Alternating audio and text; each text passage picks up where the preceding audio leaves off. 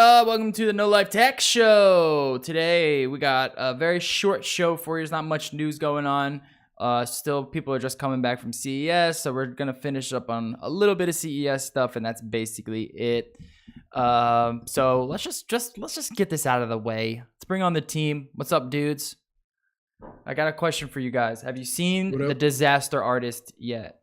I still haven't, but I really want to. So I will say bad. it is online. Winky, winky. You can watch it online, and that's where I watched it. I'm watching it tonight then. Oh my god, it's so good, dude. Now, when I watched James Franco get like Best Actor at the Golden Globes, I was like, cool, but is he really the best actor? You know what I mean? Like, there's no way he did that good of a job as Tommy Wiseau. Fucking spot on, Tommy Wiseau. It's insane. Real quick, the website's up, nolife.digital. You can see the link right over there to my right. And there's a review that I posted just because I needed to put something in the media section of the website. You could read my full review on The Disaster Artist. I don't really give any spoilers, so don't worry about that. I just talk about if it lives up to the original. And in my opinion, it does, dude. It lives up. It's like a companion piece to the original. It answers so many questions that you have, like all the different, like where did certain scenes come from, where did certain quotes come from, what the fuck like Tommy was thinking putting all this together. Did the crew like know they were making a bad film? All these questions were answered. I will spoil one thing. There are two things that don't get answered. One is where he's from. No one knows where Tommy Wiseau's from. He said on a late night show that he's from Eastern Europe somewhere, but that's basically it. And then no one knows where he got his money from. So those are the two answers that most people wanted to know. You don't find that out, unfortunately.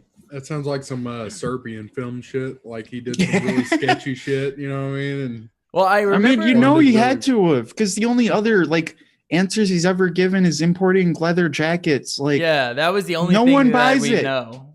He was importing leather jackets. I mean, to be fair, leather's pretty. I would believe that business. Tommy Wiseau would be making his fortune off of importing leather jackets. If there was anybody ever to do it, it would be him. The problem is he doesn't wear any leather jackets ever. No.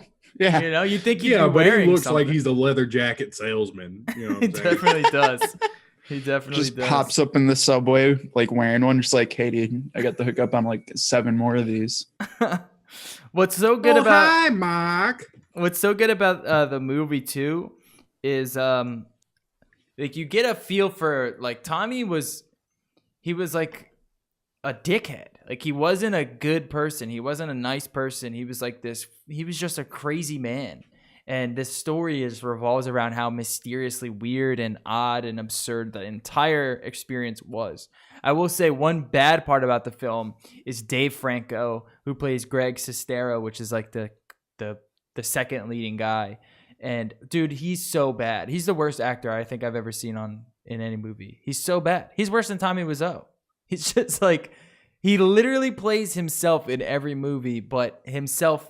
He was just not casted well in this movie. Not only that, but I make a point in my review to point out his fucking facial hair in the movie looks ridiculous. So if you guys go to the website and you can see what I'm talking about, and I put a little image in there, his facial hair is so bad. It literally rips you out of the movie every time you see it.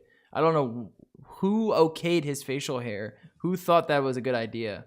But it just doesn't make much sense at all. It looks like someone put pubes on his face. That's exactly what it looks like. Hell yeah. Do you see it? Disappointed. But other than that, I pressed the wrong button.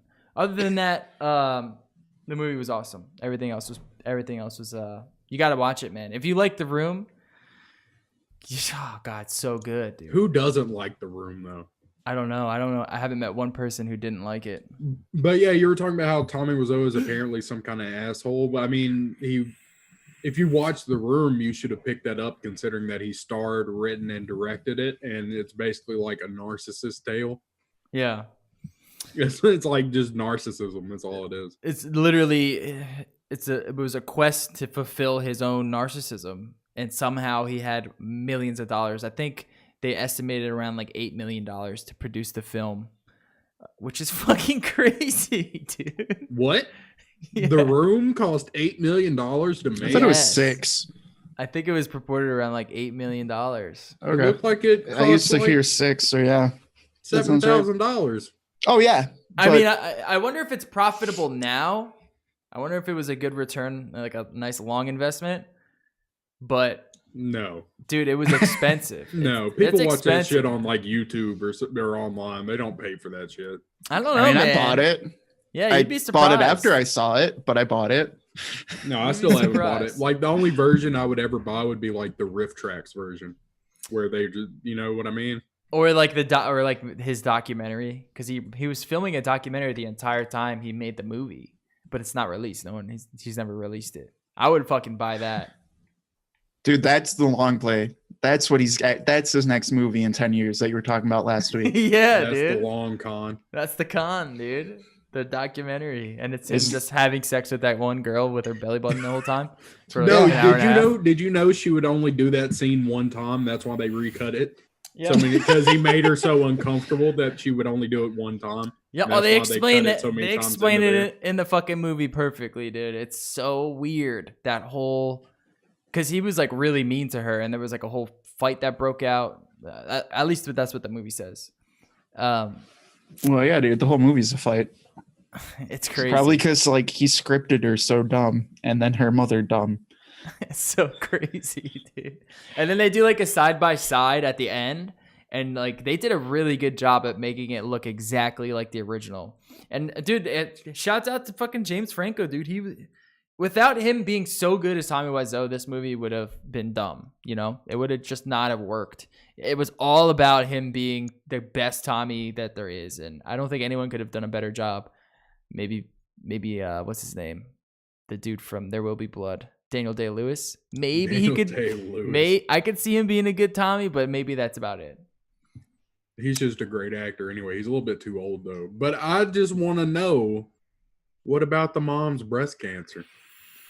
What do you want to know? I got breast cancer. I mean, did she live? Yeah, she Like- literally, she was like, "Oh yeah, by the way, I had breast cancer," I've got and then breast she never brings it up again. She says it one time in the movie, and it's like, I definitely have breast cancer. yeah, that's what Like, she is says. she a She's fighter? like, Is she "I a definitely survivor?" Have breast cancer. I will let you know that question is answered in the film. They answer everything. All right, I'm watching Can we wrap this up Shut already? up.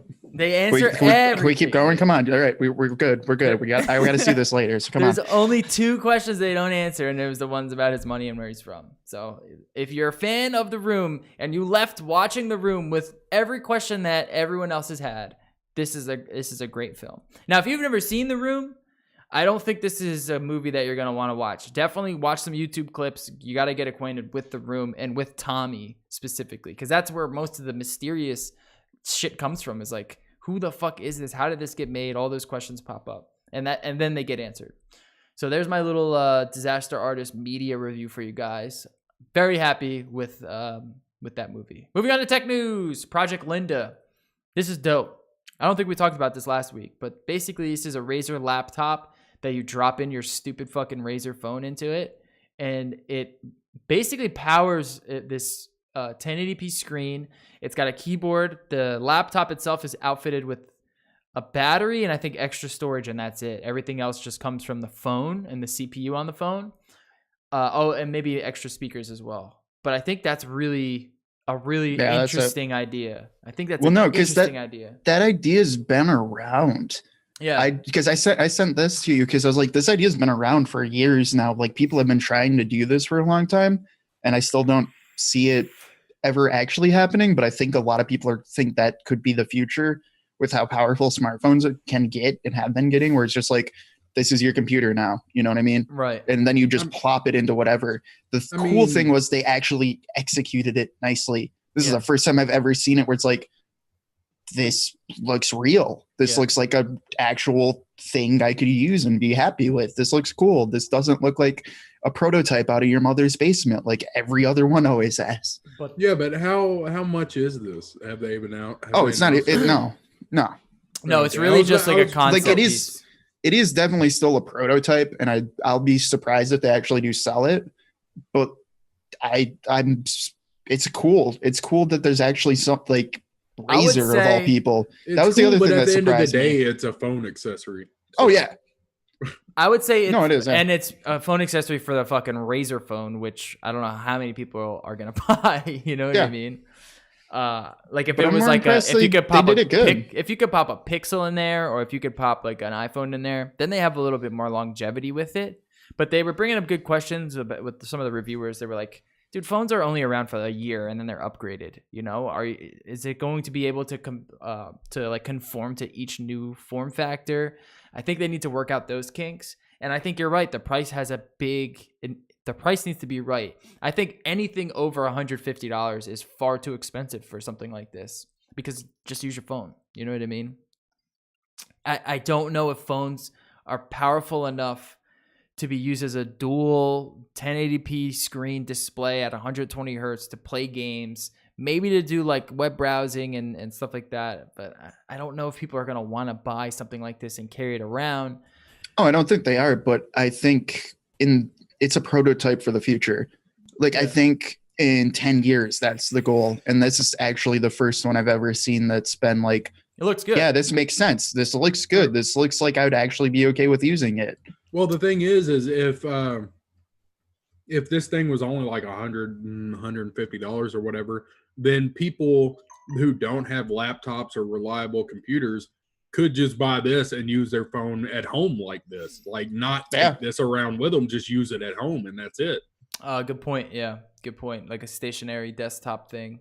Yeah, it's 2018 though, so I don't know who doesn't have a laptop or a computer. So it's gonna be. There's a lot of weird practicalities with it, but I think just offering it would be cool. They definitely need to work out, like, because you can't just have it where only the Razer phone works in there. You know, I don't know how many they would sell, because that's a niche product being sold off of a niche product, you know, and they're really kind of spreading themselves thin there. I don't think this specific thing is going to sell Razer phones. I don't think people are gonna be like, oh, now I need a Razer phone. No, and I don't think this thing's actually gonna get sold. Yeah, so we'll see. But knowing Razer, they do weird shit like that. Like, they released a bunch of speakers at CES. You know, they always release weird things. So it wouldn't be out of the ordinary for something like this to be released. But like you said, I think they're gonna go back to their accountants, and their accountants are gonna be like, you know what, it's not gonna be worth it right now. You know, wait until we figure out a better way to do this. That's what I think is probably gonna happen. Plus, the other project one, I forget the name of it, Project Valerie, I think it was. That still is not released, and that was, you know, we saw that in the summer. So who knows? I think it's just one of their like concept pieces to get people talking about Razer, and then further selling the Razer brand. Yeah, but I mean, like, I think they would be able to use that with multiple, just because it's coming from, I mean, Razer bought out NextBit, and this phone looks like the NextBit Robin, and that came out 2.5 years ago. Like, I think that design team's really sold on their phone design, size-wise, I mean, at least. I mean, if they had this product in mind, then they wouldn't be able to, like, that would be the design. They would have to be that design for at least 2-3 years. They wouldn't be able to change it for just 1 year, which is kind of, you know, scary if you're a smartphone developer, because people always want a new thing. You know, I don't know if the same design is going to work, but I guess we're also at a point where phones just look like squares now. You know what I mean? Yeah. Like, what else are you going to have a circle? You know what I mean? A fucking rhombus? No. Well, your phone's going to look like at that. the same time, though, that is something that people had a problem with the NextBit Robin and the Razer phone, is it is too much of a rectangle. Yeah. And I don't even mean that it is a design choice, but I mean, while all the phones are just big rectangles, we all have curved backs. That phone does not have a curved back. Actually, holding that phone, it's very easy to drop it, because it doesn't have a curved back. It's not holding onto your actual hand. You're holding it with just, you know, the little fingertips. Yeah. Yeah, it's just sharp. Just a sharp ass phone. Sharp ass box. But I think it's, you know, Razer's cool. I love what Razer's doing. And I want to see more computer companies like MSI, Asus, all those companies getting into weirder products, selling speakers. Dude, that's the fun of CES. This is what half of CES is it's just, Yeah. hey, dude, we'd made this. Is it cool or not? I will say this was a weak CES this year, in my opinion. There was a lot of just dumb shit, a lot of dumb robots, a lot of smart assistant shit that no one's gonna fucking use. A lot of people laundry folding machine that no one will ever buy. That was dumb, yeah.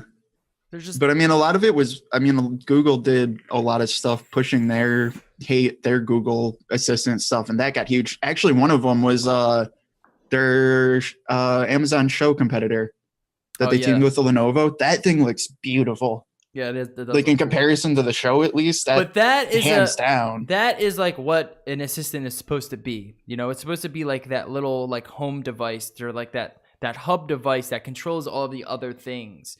We don't need individual assistants in each. You know, you don't need one in your freezer and your fucking toaster. I just want it just so when I say, "Hey Google, turn my toaster on," my toaster turns on. I don't need my toaster to fucking start playing Spotify. You know what I mean? Yeah. So I just need a Raspberry Pi. It's not even a full Raspberry Pi, like a Raspberry Pi W. Put it in anything, get them to work together. There you go. Yeah, or even just like outlets. Just get the outlet to fucking do something to turn the thing on when you tell it to, or you know what I mean. Like, there's ways you can do it. I just Google actually came out with something that I think Amazon should have came out with forever ago too. For the little one, the Home Mini instead of the Dot. They came out with what Amazon should have had for forever. They have them in third party, but actual official ones, wall mount. Yeah. Like they're just finally doing stuff like that, which seems like it wouldn't matter, but that's huge if you're going to put this shit all over your home. Yeah. Yeah, I'm big in like smart assistants. I just think they need to get a little bit smarter. They're still pretty fucking dumb these days. They need to work more on the software, dude. The fact that I can't fucking add shit to my calendar just infuriates me. Like this most simple shit. I can't send a fucking a text message, or I can't without going through like if this then that and all that bullshit. You know, it should just be native. Like, how does that not work? You know, even Siri is a fucking dumb bitch. Just like fix your shit first. Text is harder just because you have protocols you have to go through. And that's another problem too. All the different protocols and codecs and all the format wars that we have. It just makes everything more difficult. Well, that's also partially format wars, and it's also partially legality issues. Like that's why Amazon started figuring out how they could make phone calls with Amazon Show, but you can't call 911 because it can't actually be technically registered as an official phone number or some shit like that. Like there's been legal issues, especially with the texting and phone calling. That's been problems with that. That's why the Google ones now can do calling by using Duo, like FaceTime, since it's over data, not actually calling. Like they've been having to do stupid workarounds like that, basically. Right. Yeah, I think we're still a little bit of ways out before we get to like fucking automated home stuff, but we're not that far out. They're getting there. They just need to work out. We're really just waiting for all these ecosystems to develop. Apple's ecosystem, Google's ecosystem, Amazon's, and I think that's it in terms of like smart assistants. Once they start to fully develop, then they can start working better, and figuring out who plays with what, where does Sony go, stuff like that. Like how does all these different companies get a piece of that fucking smart assistant pie, but also making sure that it all works together well. This is cool. Guys. Oh, sorry. Fantex creates an SLI power supply. This is at CES at a Hardware Canucks. So we're going to put the video in the corner there. So basically, it's a power supply that can feed dual power supplies. So you can have an SLI power supply should you need one. Not exactly sure. They work both ways too. So like one of them was able to run 2 rigs, and then another one of them you can add on a second one if you need it. Wait, what do you mean? A second power supply. Wait, so like easier. Like, and you can do that anyways. You can just add a second power supply, but they had a system where you could easily add an extra power supply too, I think. To one computer, you're saying? Right. Yeah. So like say you had a 600 watt power supply, and like, you were running a 1060 and you had a bunch of storage, and now you bought a 1080 Ti or something, like you could add like a 200 watt power supply on top of it. Oh, okay, yeah. I think that's cool, but there's no cases that are gonna be able to really work with that. You're gonna leave it on the floor. So it's an interesting idea. Honestly, the other part too was having one power supply that's big enough that can run 2 computers is cool for tech tubers. People making crazy systems where you want like a render system and then your actual system or something like that. Yeah. And mining. Yeah. It's all for mining. That's what it looks like. It's just a mining fucking power supply dream, you know? Yeah. I want to know, what are people mining? They're still mining like altcoins? Is that's what they're doing? Yep. I mean, I guess it makes With sense. graphics cards, oh yeah. A lot of these new coins coming out these days, though, there's no miners. They're really just like off protocol or off blockchain stuff. It's weird. But we have some there's crypto news been to talk about anyway. There's been ones doing that too, that it's a protocol, but you still mine it by using your resources to help run the algorithm and things like that too. Yeah, I there's think tons that's of kind of how crazy IOTA ones. works. Yeah, there's tons of weird ones coming out. I don't know. Yeah, but if you need 2 power supplies for 1 computer or 2 power supplies for 2 computers or vice versa, there you go. You got it now. The NZXT motherboards, I also posted this on the website. These are really just kind of standard 3Z70 motherboards, but they just look really good, dude. They're sexy, dude. They're sexy. Look really good. Let me bring up the video, the photo. And the fact that you can take all of it off was the other cool thing to me. You can take almost all of the heat sinks off so you could paint them your own color if you were going for it. Because literally the selling point of this is aesthetics. Yeah. So say like like an example, you're making an all NZXT build.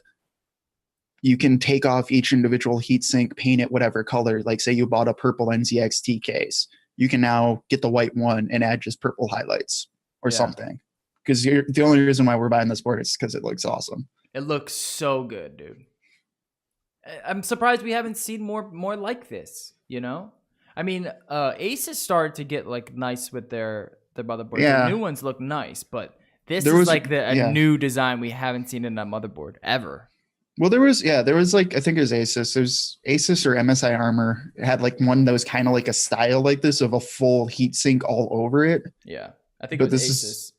This is definitely in a different league of actually looking better. Because even this one, like I think it looks really good, but I still have a lot of flaws with it because there are places where the heatsink's just too big for me, where it's just like, oh yeah, you covered it up with a heatsink.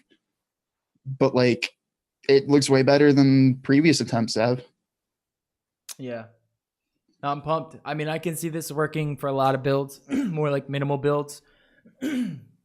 And like you said, the fact that you can just take this stuff off and paint it. And it's not like a weird kind of like shaped heat sinks. They're like squares, so it's easy to paint. You know, it's easy to cover. It just looks awesome, dude. I mean, the purple ones look cool too. And here it is in a case, which is, I mean, I think NZXT makes some of the nicest cases. I got one. I love it. It's just simple, clean design. You know, you're not pounding it with fucking gamer aesthetic, which I fucking can't stand anymore. Nope. So, I mean, I think NZXT does a good middle ground because I would still say NZXT feeds to that gamer aesthetic.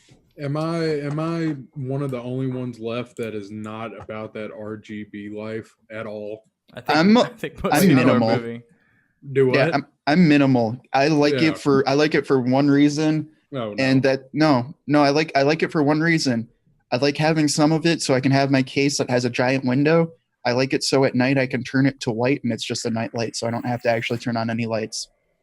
So I can keep working at night. Like that's my use case for RGB. I like it just behind the keyboard so I can see the keys and I don't even look at the keys anymore. That's literally it. I want my keys to be backlit in white.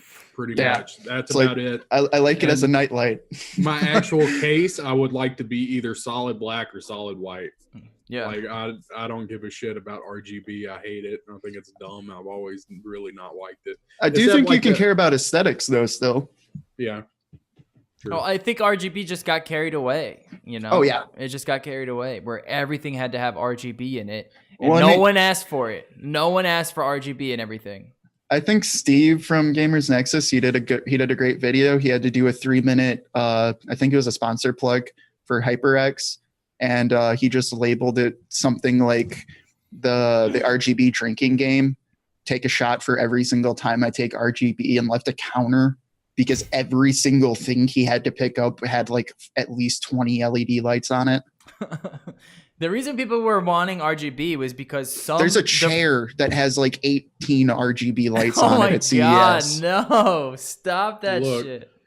Like, Well, there was like back in the early days of PC building, something would come with just like green lights and you couldn't match it with shit. So people would be like, if you're going to give us lights, give us RGB so we can match our systems with the peripherals. So then they were like, oh, so you want RGB, so we're gonna put it in everything and upcharge you $60-$70 just because it has RGB. And now we're like, dude, just fucking take all the RGB out, we don't even want it anymore. Were you gonna say something, Loco? Sorry. Yeah, I was just gonna say that I think that the only times that anybody was ever interested in RGB bullshit was like when they very first saw their like very first gamer rig and they saw that shit and it just looked like a fucking like it was out of the 80s and it was like out of like one of those just played Outrun or something, like one of those big Japanese semi trucks that are just covered in fucking lights and they just blink. Yeah, and shit. like it looked like it was gonna morph into something that was gonna slap you in the dick or if you looked at it wrong, you know what I mean? Every time you turned it on it played Night Call by Kavinsky. Yeah, dude. Like when you saw that for the first time, you're like, hey man, that looks kind of cool. But then you grow up and then you're like, I don't want that shit. Yeah. That's going to eat up my utility bill. That's just you know what I mean? It's like, how am I going to get laid with that? I don't know. No. Your fucking room is glowing fucking pink and green and shit at all times. Yeah, no, thank you. I don't need any RGB bullshit. I don't even want a window. I just want a solid. Oh, you're going straight fucking utilitarian design now. Yeah. So next is these M.2 quad raid systems that ASRock was releasing, these things are pretty damn cool. So really it's those things are dope as fuck. Yeah, it's gonna be a little expensive to get a quad SLI M.2 raid system going, but I mean, as like a fucking gigantic cache drive or like just a gigantic gaming SSD rig, I mean, this thing is awesome, man. And you're getting full speeds. It slips right into your PCIe slot, and you can just set up, RAID with your M.2s. And we're gonna see a lot more of this. And quad RAID. Yeah, like quad RAID. That's even more insane. It's just, oh man, I'm pumped, dude. I'm pumped for this. I'm definitely going to try to pick one up. I just don't know if I can fill it out. Might be able to put 2 in there. I don't know if I can put 4 in there. I mean, I guess if you don't be a pussy. If you're going to buy it, you put 4 in there. I'll put like 4, like 64 gigabyte. Well, I mean, no, because like there's almost, depending on the pricing of it too, there's almost a point to, because you could put it into a storage RAID. So you'd only have half the size, or like a full storage RAID. Just say, hey, cool, dude, I'm just using it as 4 drives or whatever. And I mean, crap, you can buy 128 M.2 drives for like $70 to $90. If you want a 512, it starts usually at $400 going to $900. Yeah. Yeah, like you can buy the 128s. You can buy 4 128s and probably this thing still save yourself $200. Yeah. To get 512. That's insane. Or what you do is you match it up with these new Intel Optane 800p M.2 drives. And just load it up with those. Imagine that, dude. That would be insane. So these new M.2s coming out of Intel, these are leaked. There's an 800p series, and then you said there's a 700 series. Where's the thing here? So it's basically the new Intel Optane M.2s. So you're getting like, how do you explain like Optane technology? I really don't know how to explain it, because it's like it's a giant cache system basically. Yeah, it's like on system RAM memory within an SSD drive, but you can use both as either an SSD or as your on system. So it's like a hybrid drive thing. and it's going to be wildly expensive. But I mean, if you need that type of fast caching, high storage, system, then now you got it. I don't know what would call for something like that though, where you would kind of kit your speeding up MDOT old at. hard drives. Or And I why guess- I bring that up is that's actually a big issue. Or just speeding up a hard drive, period. Just regular hard drives. Because like for most common users, that's not as huge of a issue, but I'm sure AWS and Google, like Microsoft, all of them, anyone who owns a giant cloud service is just like licking their chops right now. They're so fucking pumped over this. Yeah. Anyone that uses huge enterprise storage solutions, like you get massive hard drives with those, but they're always the slowest fucking hard drives ever known to man. Yeah, because they're just gigantic. I mean, they're like terabyte drives. So, I mean, the Optane, generally what it does is just make the cache for those drives massive, and it allows, that offloading to be a lot quicker. I don't know too much about it, though. I haven't looked into really any benchmarks, like comparing them. I know that the SSDs aren't really affected by these. It's really just hard disk drives.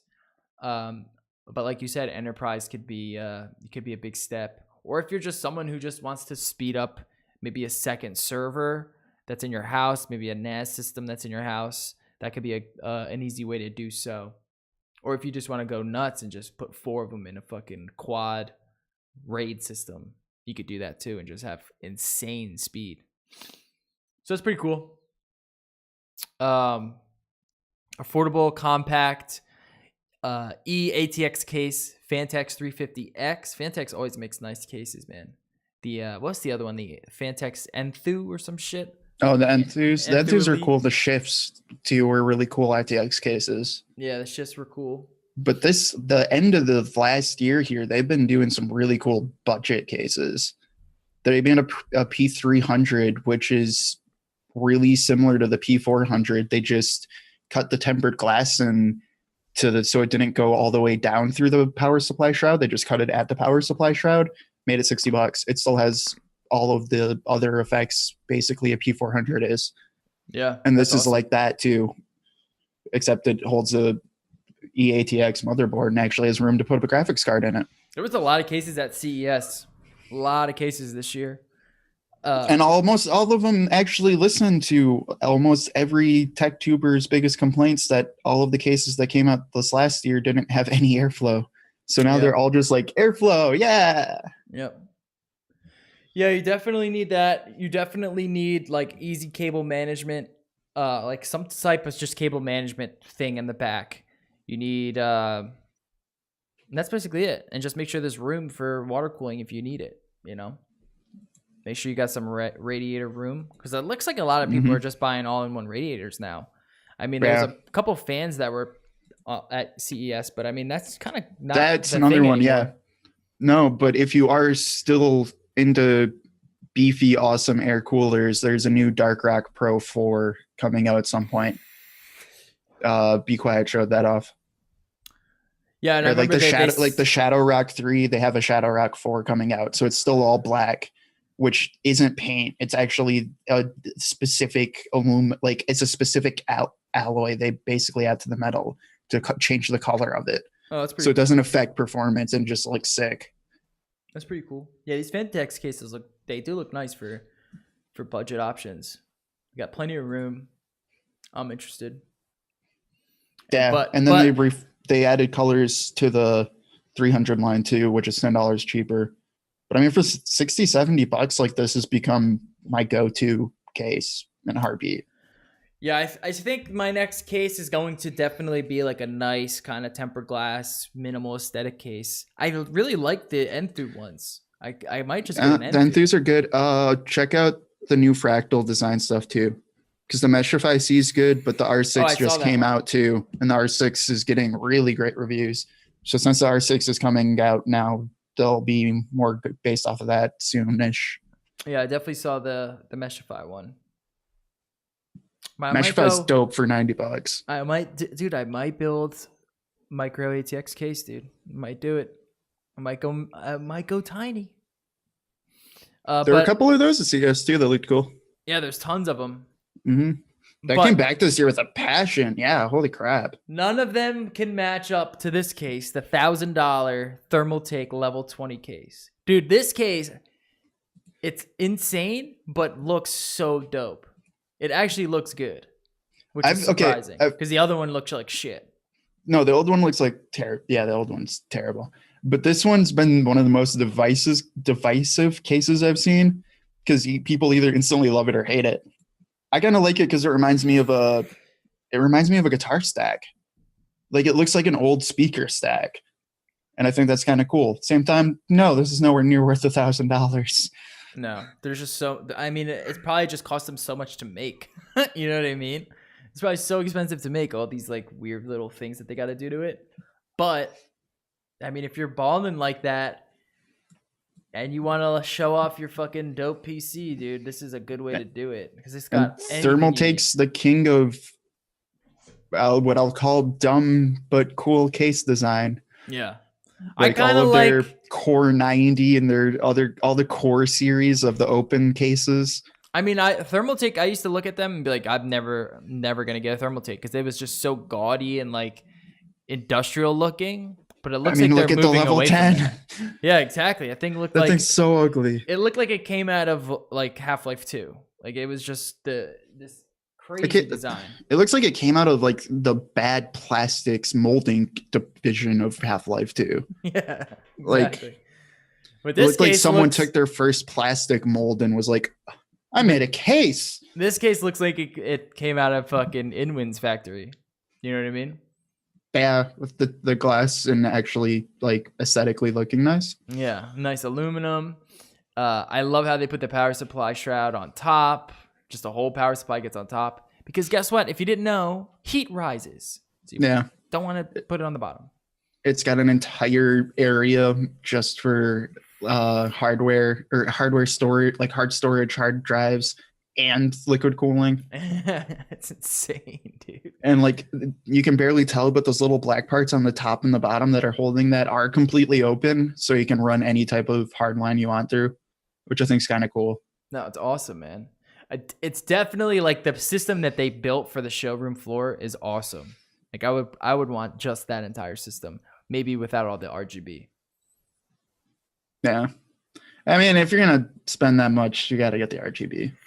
You got to buy the 2 fans for $100 that have RGB. No way, dude. No, you have to, because at this point, that's the downside of all this RGB shit. Those are actually the best fans. Pure performance wise, those are now the best fans, but they cost $100 because they added RGB lights, and that's all you can buy now for the best fucking fans. And I'm just buying Noctua fans, dude. I'm happy with Noctua. There you go, get that shit brown. That doo-doo brown, dude. Yeah, dude. Dude, my system is white, black, and red with doo-doo brown fucking fans. It looks great, dude. Thank you, Noctua. Well, they did finally come out with the Chromax stuff, so you can still do the Noctua Chromax stuff. Which those are all black fans, and then if you want to add colors, it's just you can add like little red, blue pieces that just go on the fan mounts, but otherwise it's just a black fan, Noctua fan. So at least you get it black and not doo-doo brown. I kind of like the doo-doo brown now. I'm kind of like. I mean, I like it too, but if you're like, I'm just saying, if aesthetics is purely your goal, but you don't want RGB, you can at least get black Noctua fans. I'm thinking I go with just a whole kind of like earth colored system next. I think like a small micro ATX earth color system that I could put in my entertainment center, and it just like looks like a piece of furniture. That's my dream. Don't know if I can get there, but I'm dreaming. Hey, dude, that's what CES is all about. It's all about making dreams come true, dude. And that's basically even if they're terrible. That's it for the news, man. Is there anything else that we missed? I don't think so. Right? I'm sure, but oh well.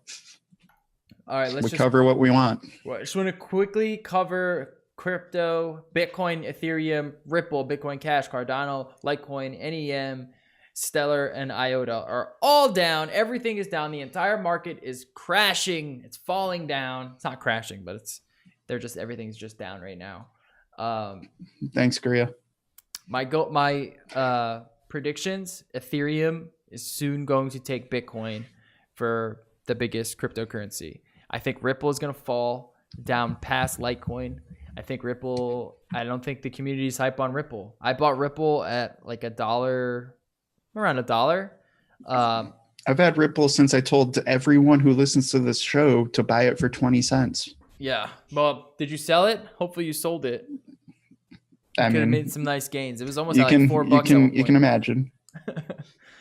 But I don't know. I got some Ripple. Probably gonna offload it soon and just put everything into Ethereum and Bitcoin and keep my IOTA. I'm still holding out for IOTA. I think IOTA is gonna be an interesting developing coin. Tron had some really tough times lately, all the way back down to 6 cents. Actually, let's look at where it was at. Oh, Tron was during just a its pump peak. and dump. Definitely a pump and dump. It was up around almost 20 cents at its max. 25 cents was its max. And the next week, it just literally crashed down. I don't know what Tron is. I don't know what's behind Tron. All I know is that people were pumping it. So I said, don't want to be a part of that. Bitcoin Cash is interesting.